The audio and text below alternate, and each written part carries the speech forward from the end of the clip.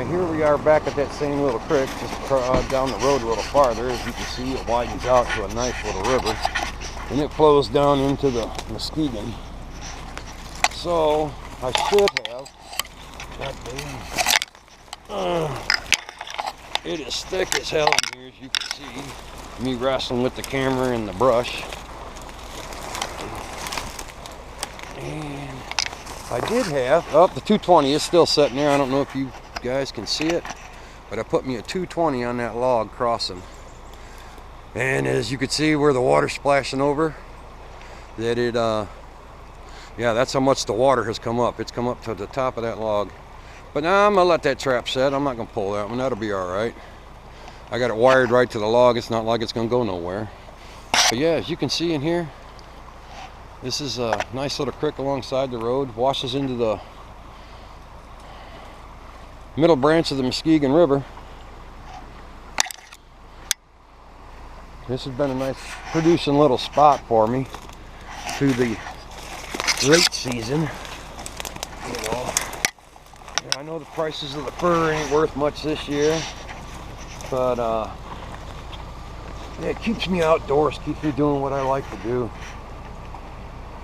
Up the road here a little bit, I'll just leave the camera on. We'll go up the road here a little bit. I'll show you the beaver. I'm trying to figure out how to get to them.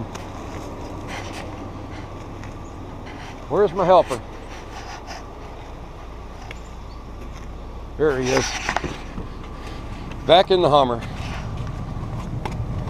Yeah, we brought the Hummer today.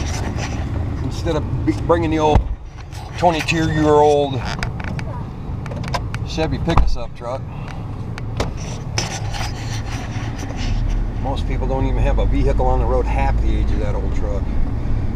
But I can tell you this, I have yet to ever have to put a set of jumper cables on that truck. Alright, here we go down the road towards our next ones. These ones I know will be under the water, but I'll let you get a look at the beaver. I just drive by here every day and sit there and stop and think, how am I going to get to them? Need to find me a 12-foot flat bottom, so when my camera woman decides to come with me, she can operate the camera while I'm doing this. And I do a canoe, but she's awful nervous about being in a canoe, and I don't blame her. You know, especially when you're messing around in a river, you got a bunch of traps tied off into the middle of your canoe so you don't lose the darn things.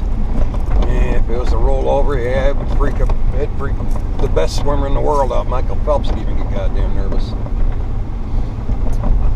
But it is what it is. I'm going to show you. Too bad I don't have a zoom on this GoPro, but I can definitely show you right here. You can see across there maybe them little white short stubby sticks where the beaver have been chewing. It's all like that up and down that bank right there. Where they've gone or where they're at, I don't see no houses. The only thing I can think is they have bank dens. Problem is it's flooding all the way over in the backside. Really don't know how deep it is back in there. And I'd have to walk up to a few people's houses and say, hey, do you mind if I go back down there and catch me a few of them beaver? I just don't like bothering people, so best way I'd think for me to do would be right here is a boat launch, and just put a flat bottom in and hook the trolling motor up and go across the creek there and go after them. Problem is finding the flat bottom boat. We'll catch you down the road at the next set.